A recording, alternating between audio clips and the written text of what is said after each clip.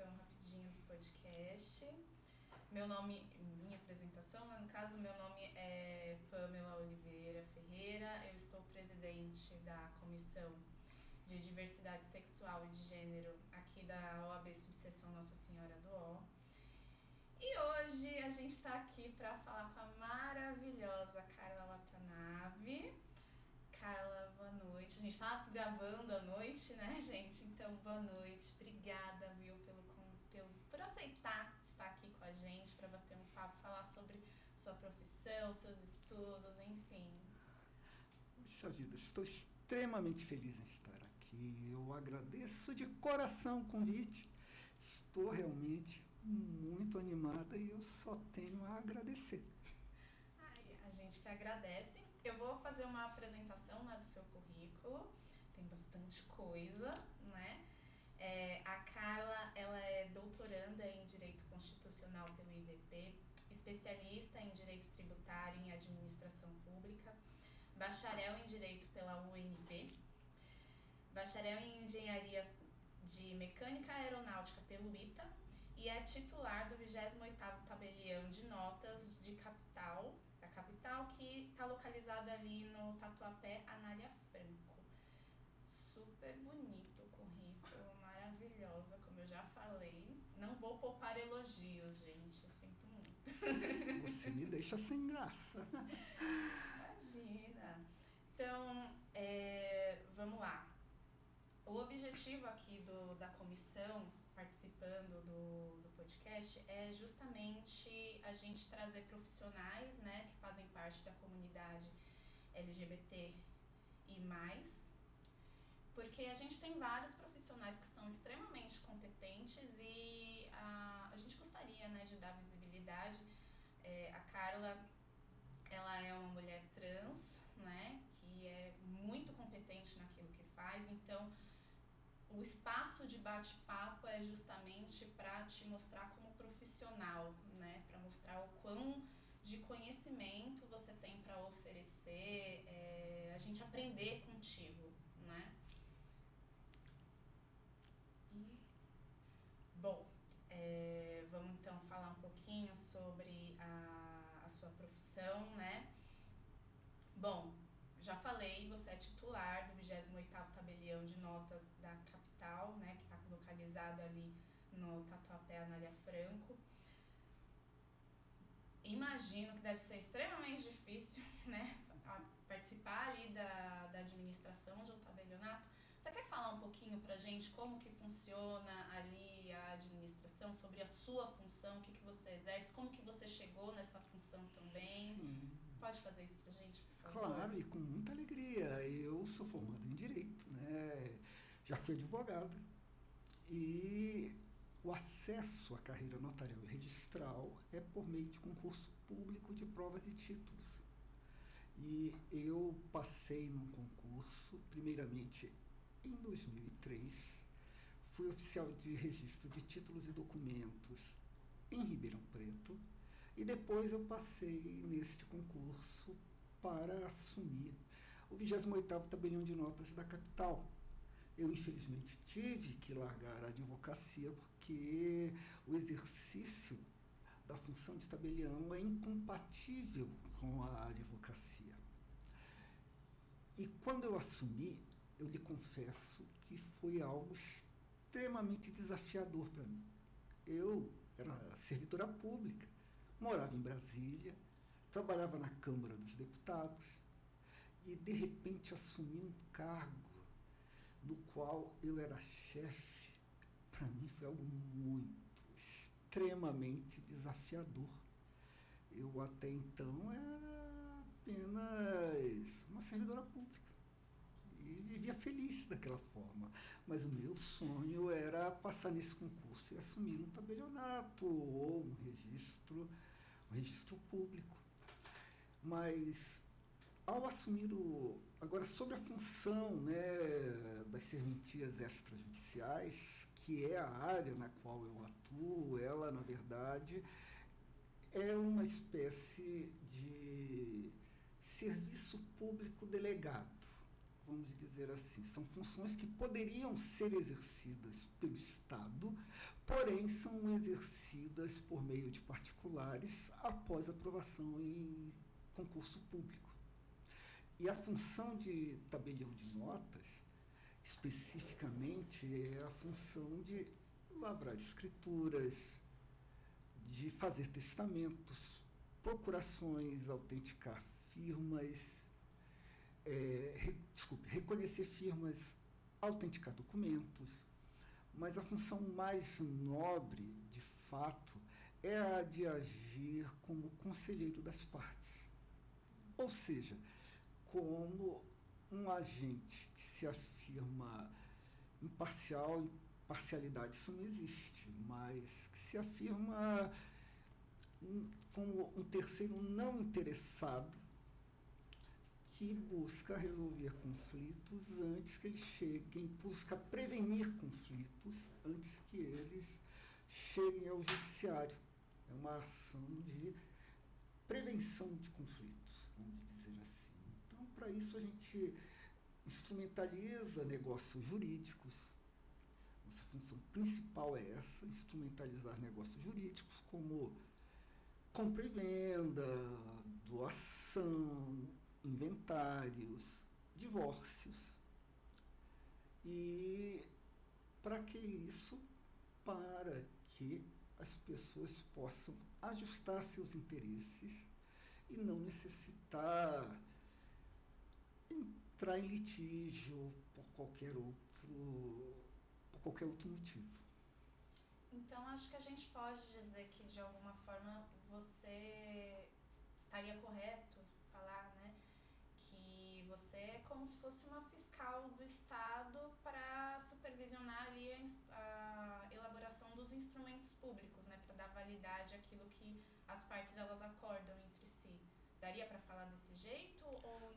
Sim, foi extremamente perspicaz a sua constatação. Na verdade, o tabelião ele funciona como uma espécie de fiscal. Eu acredito que ele funcione como fiscal em determinados níveis. Como fiscal da lei e da ordem jurídica, porque numa escritura pública, o tabelião deve verificar a validade e a eficácia do negócio jurídico antes de formalizá-lo. Então, por exemplo, não pode constar uma compra e venda de órgãos, por exemplo, compra e venda de rim, porque isso é vedado pela ordem jurídica. Então, nós fazemos o controle dessas cláusulas negociais. Se, em segundo ponto, nós agimos também como fiscais da capacidade das pessoas, capacidade das partes para saber se elas estão aptas a consentir nos negócios jurídicos que são submetidos a elas, seja procuração, seja compra e venda, seja doação, a pessoa tem que saber o que está fazendo, tem que ser capaz, não apenas formalmente, mas materialmente. E também nós agimos como fiscais no sentido dos impostos que recaem, impostos e taxas que recaem sobre o negócio jurídico. Por exemplo, numa compra e venda incide o imposto de transmissão de bens imóveis. E nós temos que fiscalizar o recolhimento desse imposto antes mesmo da lavratura da escritura. A escritura só pode ser lavrada mediante a apresentação da quitação dos impostos. Numa doação incide o ITCMD, Imposto de Transmissão, causa-mortes e doação. Então, nós temos que fiscalizar a correção do valor e da incidência desse imposto. E, por fim, nós somos fiscais também, vamos dizer assim, é uma função mais recente de compliance. Como nós avisamos o antigo COAF, agora é o IFE, né, sobre transações suspeitas de terrorismo, de lavagem de dinheiro, Ou seja, são essas funções de fiscalização que, ordinariamente, um tabelionato fiscaliza. E você, além disso, você também cuida da questão da administração ali do tabelionato. Você que é responsável, né? Além de cuidar do financeiro, daquele espaço. Sim. O tabelionato, ele, como eu lhe disse, é uma função delegada, é um serviço público delegado. Porém, ele fica assim, digamos, no intermédio entre o serviço público e a administração privada. Então, o que é pago ao tabelionato é uma espécie de taxa por um serviço prestado. Tem a natureza jurídica de taxa, já foi fixado isso inclusive pelo STF. E dentro dessa taxa, nós temos inúmeros repasses para o Tribunal de Justiça, para o Ministério Público, para a Santa Casa, para o Estado, e etc. E no exercício do tabelionato, sobra, após todos esses repasses, o suficiente para a administração. Para a administração, isso quer dizer o quê? Contratar pessoal, fazer o pagamento de água, luz, telefone, aluguel, e etc. E para isso, nós temos essa responsabilidade de manter o serviço superavitário para que ele não colapse. Ou seja, uma rotina extremamente puxada, meu Deus. Gente, eu já fico zureta só de ficar imaginando. Deve ser várias partezinhas diferentes, assim. No dia deve ser uma loucura, tipo, dividir a cabeça de fiscalização, administração, o financeiro, vamos cuidar de tudo. Puxado. Mas você estava falando, e gente, acredito que quem está vendo o vídeo está vendo que de vez em quando eu olho para baixo na mesa, porque é óbvio que eu estudei para conversar com você, porque tem que fazer jus, né? Então eu trouxe um roteirinho também, porque tem muita coisa legal pra gente conversar, né? Sobre a sua função. Você tem muito conhecimento para passar pra gente, né? Então, óbvio que o mínimo que eu tenho que fazer é estudar antes de conversar com você, né?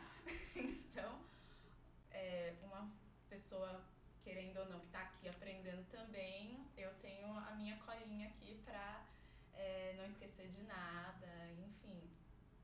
Mas, voltando, né, naquilo que você tinha falado sobre a questão da fiscalização de instrumentos públicos, né? Sim. Porque, no final das contas, aquilo que é registrado lá no tabelionato é considerado instrumento público.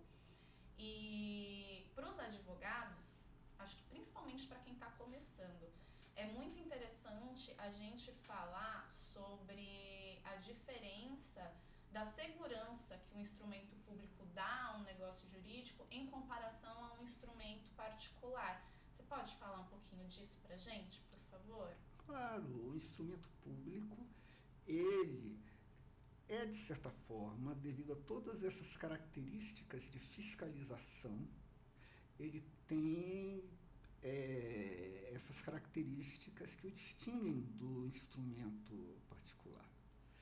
O instrumento público tem a interveniência do tabelião, e por isso ele tem a chamada fé pública.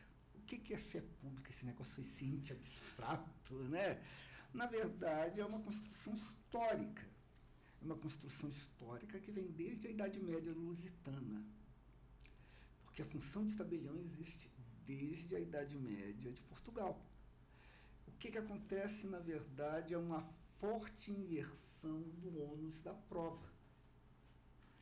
Porque se num instrumento particular, do qual duas pessoas assinam, por exemplo, o interessante é verificar o que é a validade das assinaturas e elas estão no mesmo nível, no instrumento particular a presunção de veracidade é mais forte. Então você, como advogado, você tem um ônus maior em demonstrar a falsidade de um instrumento público, porque ele faz prova do que as partes declararam e do que o tabelião viu. Então, é uma presunção iuris tantum, porém, ela é muito mais forte do que um instrumento particular. E a vantagem do instrumento público, além dessa presunção de veracidade, é a possibilidade, que o acervo do tabelionato, ele permanece lá. Ou seja, hoje em dia, né, ele é digitalizado, fica na nuvem, tem vários backups, porém, a qualquer momento, alguém pode chegar lá e pedir uma certidão daquele ato praticado. Eu quero uma certidão da escritura de compra e venda que foi lavrada há 50 anos atrás. Nós temos a obrigação de entregar para o usuário. Enquanto um instrumento particular, infelizmente, ele pode ser perdido. Pode ser questionado. Essa é uma das grandes vantagens do instrumento público. Tudo bem que agora você pode dizer assim, agora tudo pode ser digitalizado, pode estar na nuvem. Sim, isso é verdade. Porém, até que ponto essa tecnologia vai estar disponível daqui a uns 50 anos, por exemplo? Quem garante que os JPEGs de hoje, os PNGs, serão uma tecnologia usada daqui a 50 anos? E enquanto o tabelionato não, ele tem a obrigação de manter de forma inteligível, vamos dizer, para todos os usuários que quiserem certidões desses atos.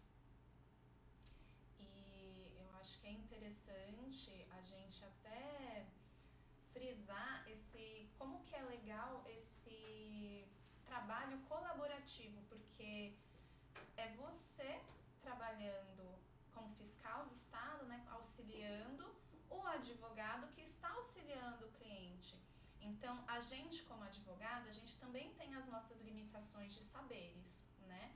Quando duas cabeças estão pensando juntas, que nem eu vou fazer um instrumento público lá no tabelionato, vou fazer o registro lá.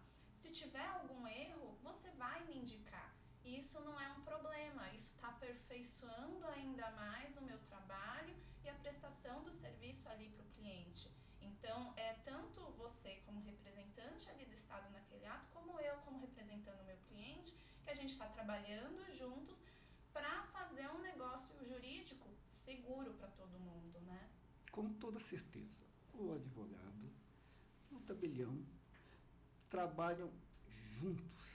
Eu sempre tive essa crença de que quanto mais pessoas trabalham sobre o mesmo tema, mais perfeito sairá o negócio jurídico. O advogado está lá defendendo o interesse do cliente dele e nós estamos lá como fiscais da ordem jurídica. E evidentemente que dessa dialética nascerá um produto que será bom para todo mundo. E acredito eu, né, vocês seguem diversas normas regulamentares, né, para poder fazer esse exercício da profissão ali, para fiscalizar tudo bonitinho. Muda com muita frequência essas normas? Como que é esse estudo? Que você deve ter uma atualização constante, né? Como deve ser exigido isso de você como profissional? Sim, com toda certeza.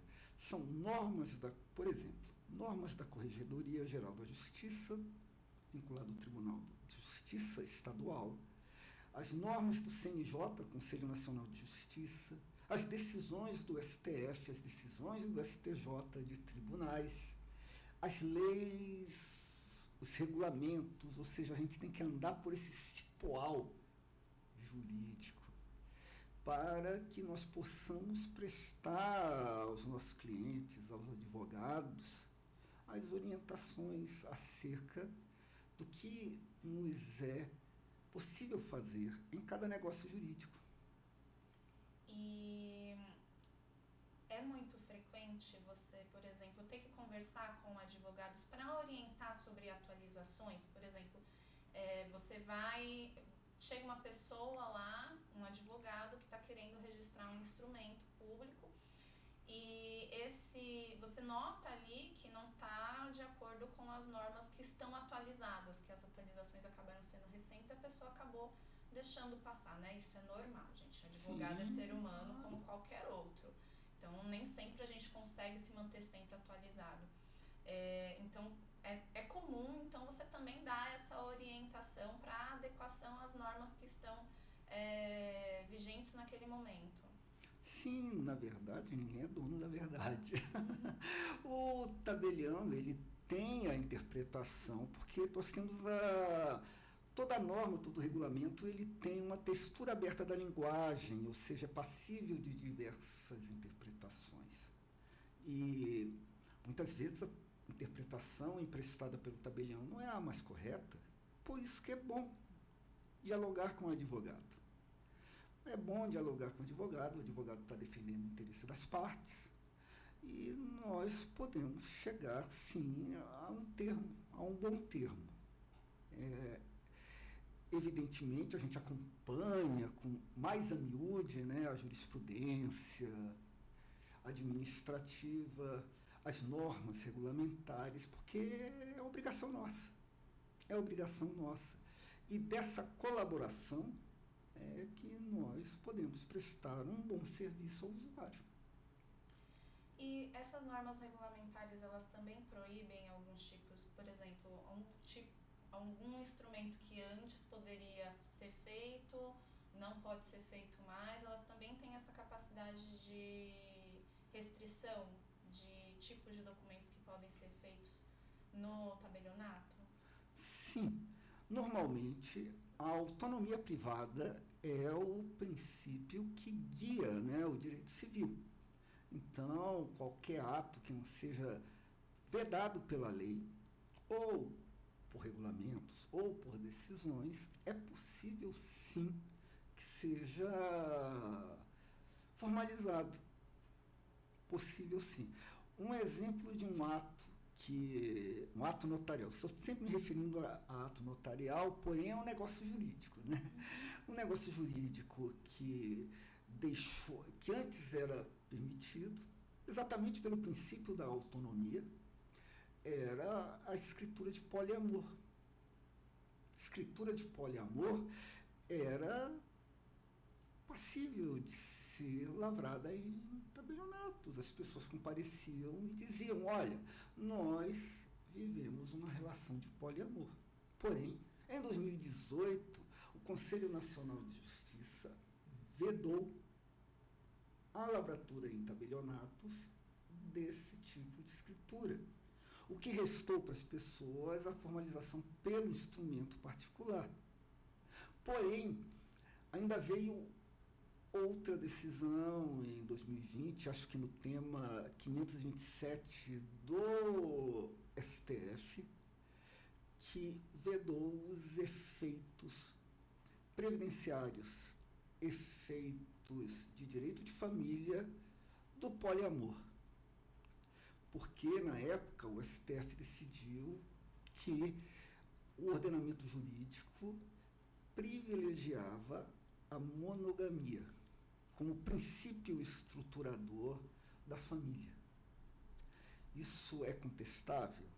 É contestável, porém, em termos acadêmicos. Inclusive, o ministro Fachin, atual presidente, ele divergiu da decisão do colegiado. Eu, como tabelião, eu tenho que respeitar essas diretrizes. Como acadêmica, eu tenho o direito a discutir. E eu, com muitas venhas, eu divirjo, porque o afeto, ele pode se manifestar de várias formas. O afeto é livre. O direito, quando ele se afasta da verdade das ruas, ele deixa de ser vivo. Se o direito ele se concentra apenas no seu palácio encantado, distante das ruas, às vezes ele deixa de ser cogente, deixa de ser válido para a população. Eu não digo assim, eu sou defensora do poliamor e tudo. Não, eu sou defensora da possibilidade de as pessoas negociarem, expressarem a sua declaração, o seu afeto. Mas, novamente, eu digo isso como acadêmica. Não como tabelião, porque eu estou vinculado às decisões do CNJ e do STF. E eu lamento muito. Por exemplo, vamos supor um caso de alguém que é um migrante. Tinha uma família lá no Nordeste, uma pessoa casada, e migrou para o Sudeste procurando uma vida melhor. E lá ele constituiu uma união estável sem desfazer aquele casamento anterior, ou seja, uma pessoa com uma vida dupla. O que acontece? Essas duas famílias, elas coexistem. Essa é uma realidade. Podemos, é claro, pelo Instituto da Culpa, dizer, mas o fulano é safado. Sim, mas e as duas famílias? Uma delas, de acordo com o tema 527 do STF, vai ficar desprotegida. Isso é justo? Eu digo isso até pela minha família. O meu avô, ele era português, era casado em Portugal e veio para o Brasil e constituiu uma outra família aqui no Brasil. Teve 7 filhos. 7 filhos. Esses filhos, de acordo com o Código Civil vigente à época, né, o Código Civil de Bevilacqua, eram considerados filhos espúrios, sem nenhum direito, seja sucessório, seja de direito de família, ou seja, pessoas que não existiam. Isso é justo? Tudo bem, hoje em dia os filhos são todos iguais, porém os afetos, as famílias, até hoje ainda não são iguais. Isso, eu acho que o direito ele tem que ser um direito vivo, ele tem que se abrir para a realidade social. E é aquilo que a gente sempre fica discutindo, né? A gente está falando de proteção à família, mas quem somos nós para falar qual família que tem que ser protegida? Porque no final das contas o que está sendo dito é isso, né? Você prioriza uma e deixa a outra. Existe do mesmo jeito, a gente pode questionar. A moral, ela é sempre muito discutida, né? Quem pode estabelecer o que é moralmente correto ou não? Existe, tá ali, é um fato, já aconteceu. A gente ficar nessa discussão vai fazer bem para quem exatamente? Exatamente. Para a administração pública, é mais fácil exercer o controle social sobre um sistema binário, ou seja, sobre um sistema monogâmico no qual há um casal. Mas e quando se tem várias famílias? Deverá haver um rateio? Parece-me que é o mais justo.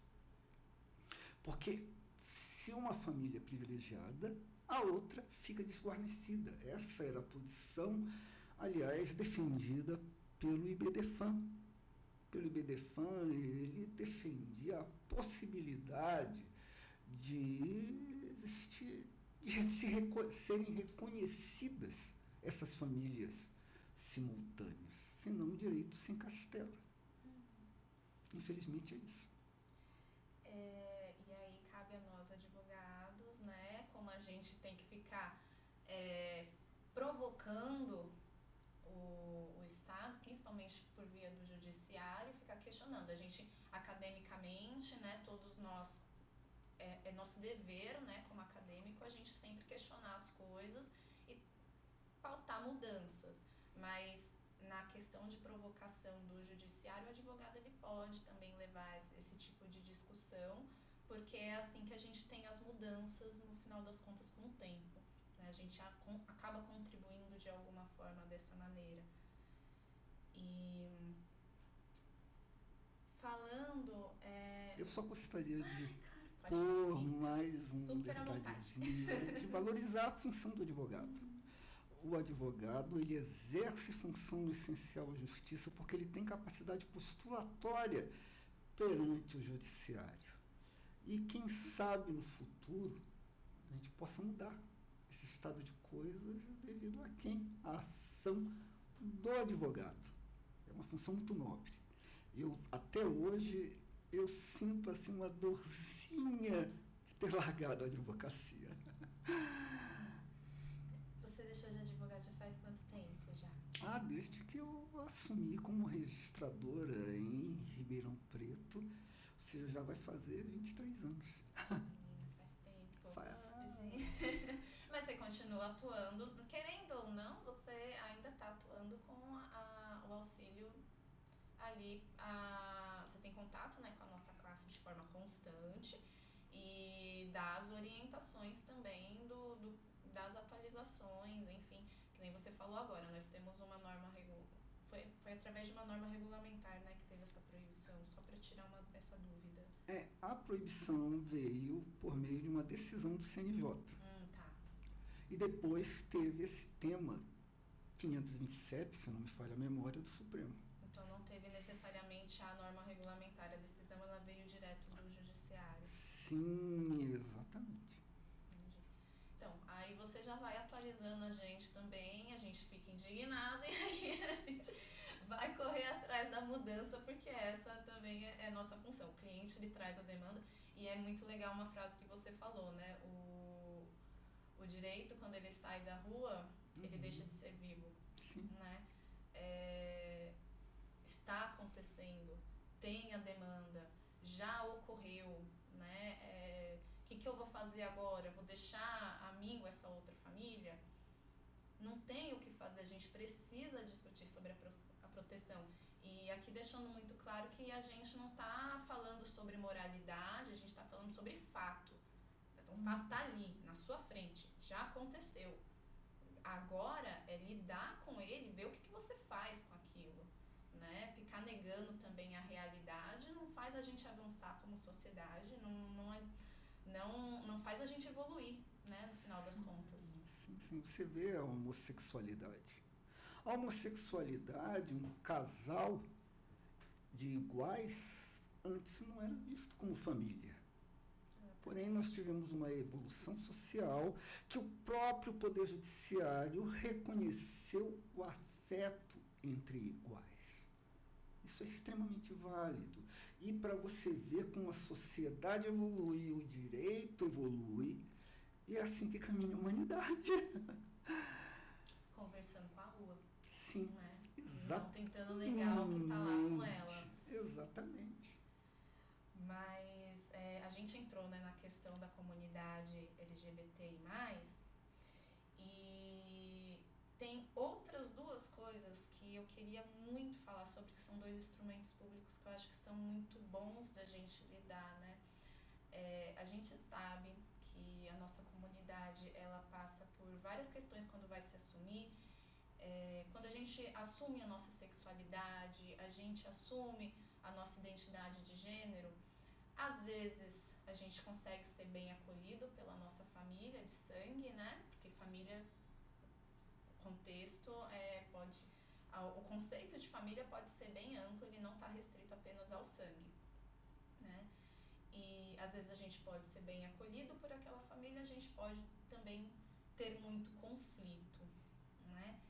E por conta disso, as pessoas que fazem parte da comunidade, a gente acaba tendo que constantemente tentar preservar o máximo possível o respeito à nossa vontade referente àquilo que a gente tem de bens, como também ao nosso próprio corpo. Então, tem dois documentos públicos, instrumentos públicos, que eu acho que são fundamentais para a gente conseguir preservar esse respeito de alguma maneira, que é o testamento e as diretivas antecipadas de vontade. Você pode falar um pouquinho sobre os dois pra gente? Sim, claro. Eu, para isso, vou retroceder um pouco no tempo, né? Falar acerca da epidemia de AIDS. A epidemia de AIDS, década de 90, por exemplo, né? As pessoas ficavam doentes, eram abandonadas pelas suas famílias. Normalmente, o companheiro que estava lá do lado, depois da morte, ele ficava sem nenhum apoio. Eram subtraídas, inclusive, eram subtraídos todos os bens do casal. Então, essa foi uma realidade muito dura. E o testamento, naquela época, não eram reconhecidas as relações entre iguais, as relações afetivas entre iguais. E para isso, o testamento, ele poderia ter, e exerce até hoje, um grande papel. Se nós pensarmos, por exemplo, que a realidade de pessoas trans, até os 17 anos, cerca de 40% das pessoas trans, segundo estudos qualitativos realizados aqui no município de São Paulo, são expulsas de casa, devido à sua identidade de gênero. E muitas vezes essas pessoas são abandonadas pela família. Porém, vida que segue, elas constroem depois um patrimônio, conseguem se reerguer, vivem normalmente com uma outra pessoa ou então um círculo de amizades. E isso, a família contribuiu com o quê? A família original, com nada. E essa pessoa tem o seu círculo de apoio nessas amizades. Então, por que privilegiar a família nesse caso? Por que privilegiar? A família, tudo bem, se os pais ainda estiverem vivos, se tiver filho, etc., tem direito ao legítimo. Mas a parte disponível do testamento, ou se não houver herdeiros necessários, ela pode ser distribuída para quem o testador quiser. Isso é um instrumento muito forte. É um instrumento que pode garantir que as pessoas de quem você gosta não fiquem desamparadas após sua partida. Por isso que eu acho que o testamento é um instrumento muito importante para a comunidade LGBT. Eu vejo dessa forma. Quanto às diretrizes antecipadas de vontade, elas são para terem efeitos, para gerarem efeitos, para gerarem eficácia no momento em que a pessoa já não tiver mais a capacidade de decidir. Então, ela pode orientar acerca de tratamento ou de negativas de tratamento, de acordo com essas diretrizes. É uma escritura declaratória, porém destinada à equipe médica que vai cuidar dessa pessoa quando ela já não estiver mais em condições de decidir. É destinada a essa equipe médica. E às vezes é muito melhor do que deixar nas mãos da família, que pode egoisticamente decidir por um caminho A, B ou C que não seria aquele que a pessoa quer. E é interessante, os dois, é muito interessante, os dois instrumentos, justamente por conta dessa questão a lei, né, ela acaba deixando a gente, a nossa vontade a dispor de pessoas que não necessariamente a gente cultivou afeto. E no final das contas, a família não tem que ser isso, um cultivo de afeto, por isso que não está necessariamente vinculado ao sangue.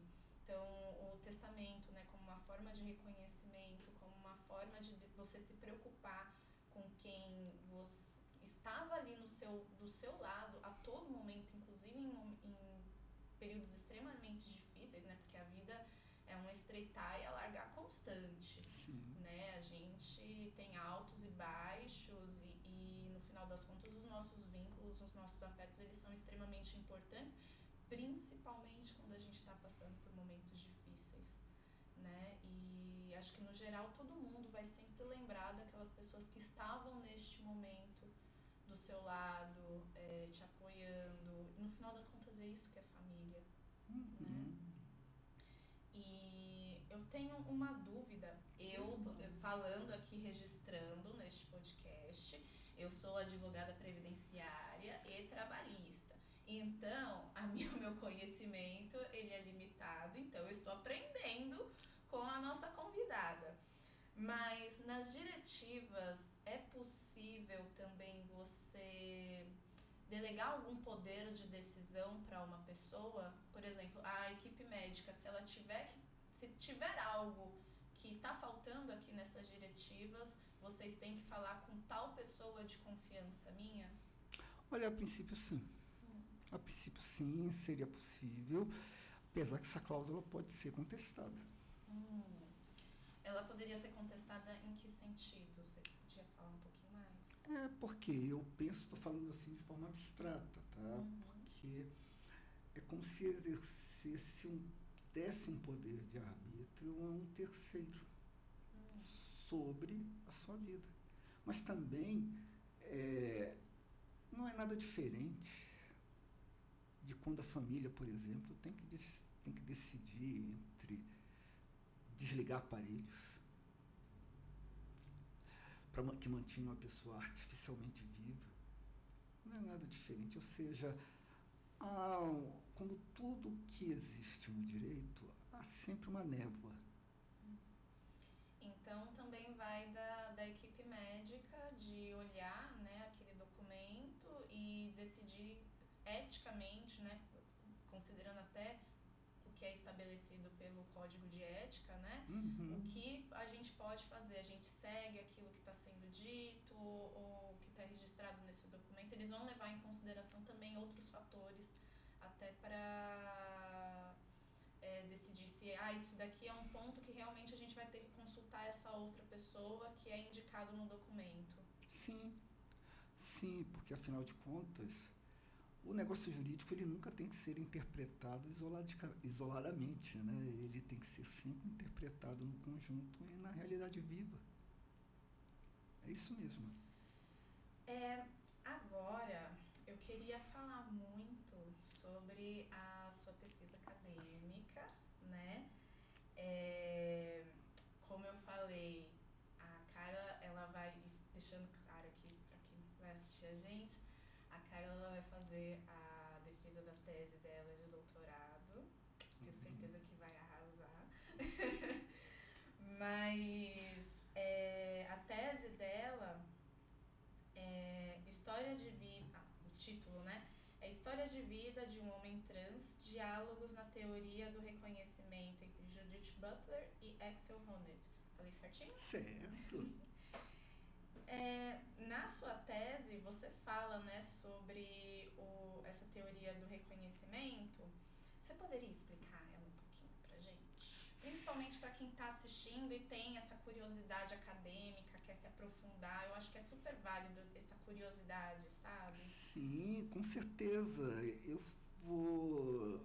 Tem uma coisa que sempre me deixou, assim, vamos dizer, preocupada no direito.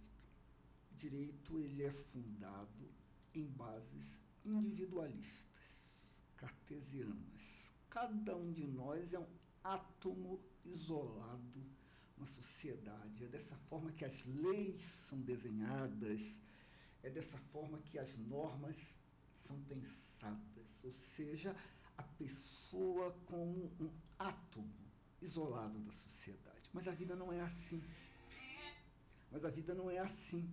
A vida é algo muito mais rico.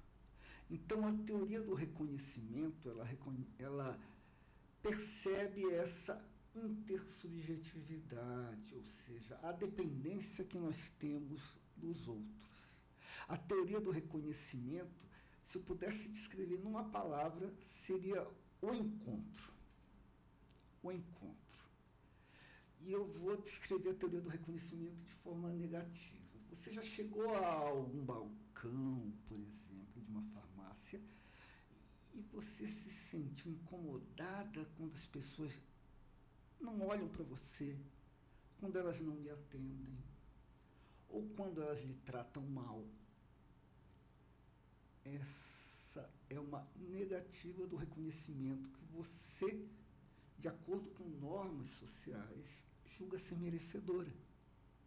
Então, por exemplo, na esfera do direito, o que é esperado? Que todos nós somos sujeitos de direito, todos nós temos acesso a direitos fundamentais, a sermos tratados de forma isonômica, e de repente a você são negados esses direitos. Ou então, por exemplo, na própria comunidade LGBT, o que acontece se o seu estilo de vida ele não é reconhecido como válido? Ao contrário, você é visto como uma aberração, digamos assim. Isso é negativo de reconhecimento.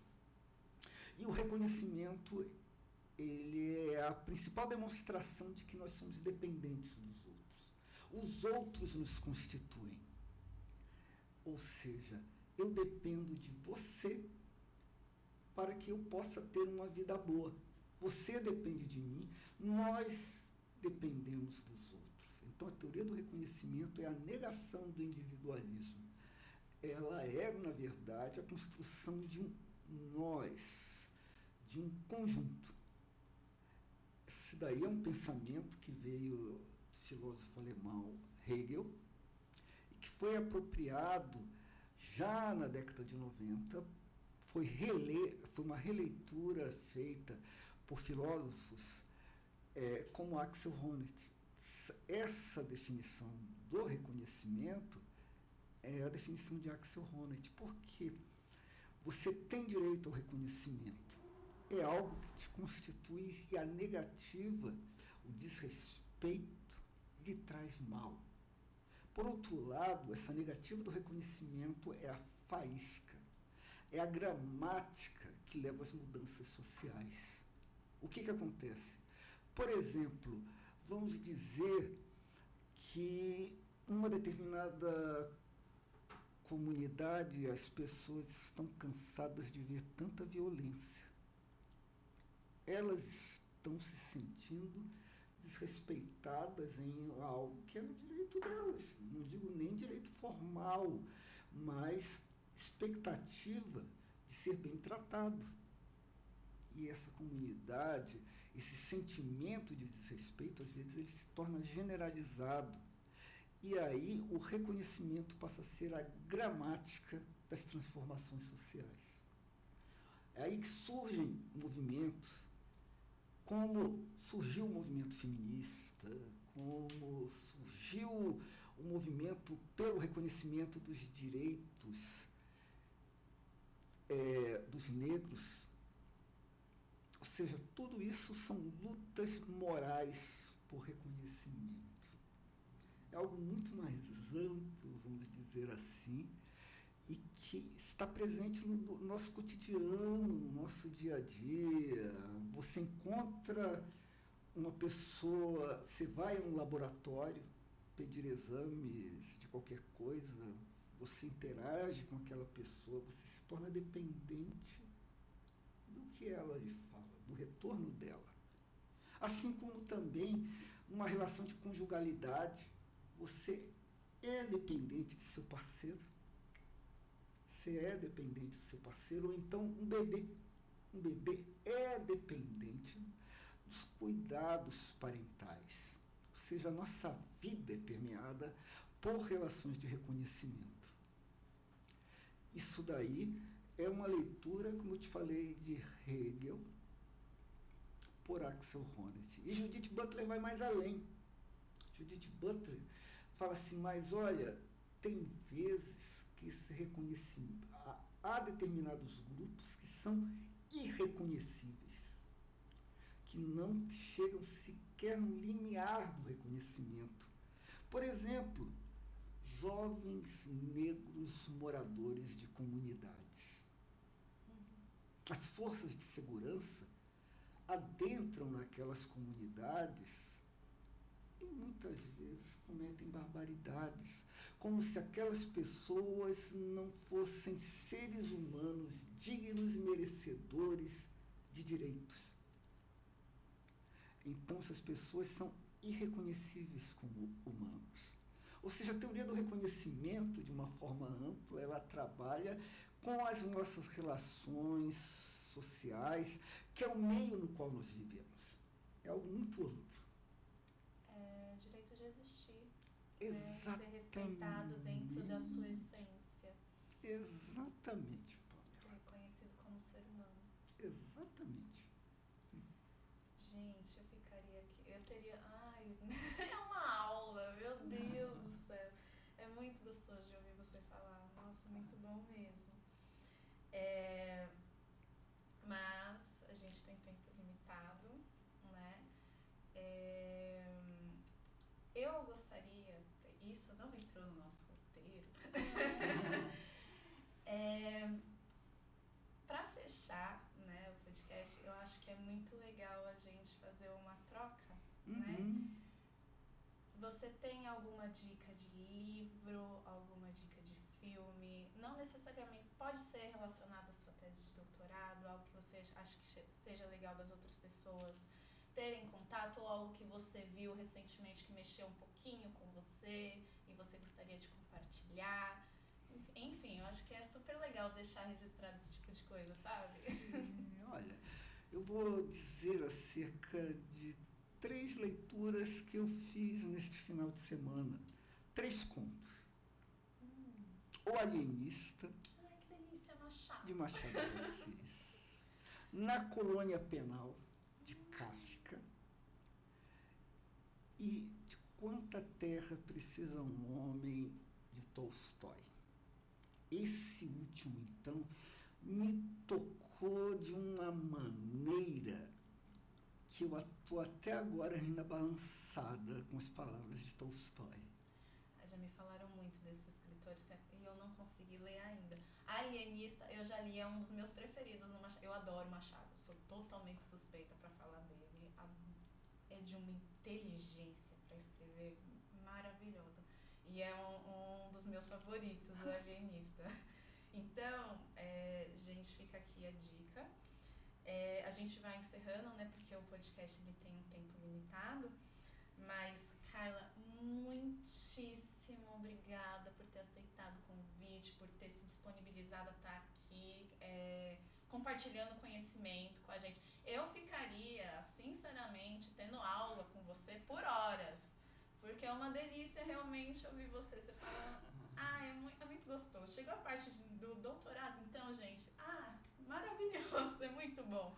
É gostoso você sentir que a sua cabeça está sendo estimulada a pensar para ir além daquilo que a gente já lida com muita coisa no dia a dia, a rotina é super corrida, né? Mas pensar um pouquinho além da caixinha sempre faz muito bem, né? O que faz a gente evoluir como ser humano. Então, muito, muito, muito obrigada por ter aceitado o convite, por ter se disponibilizado para estar aqui com a gente. Poxa vida, eu só tenho palavras de agradecimento a você, ao Alexandre e ao AB Nossa Senhora do Ó por essa oportunidade de trocarmos ideias, sabe? O diálogo é a melhor forma de nós interagirmos. E, gente, só para registrar, Alexandre é quem está ajudando a gente a gravar o podcast, ele não está aparecendo na câmera, mas fica aqui o agradecimento também. Obrigada, viu, Ale?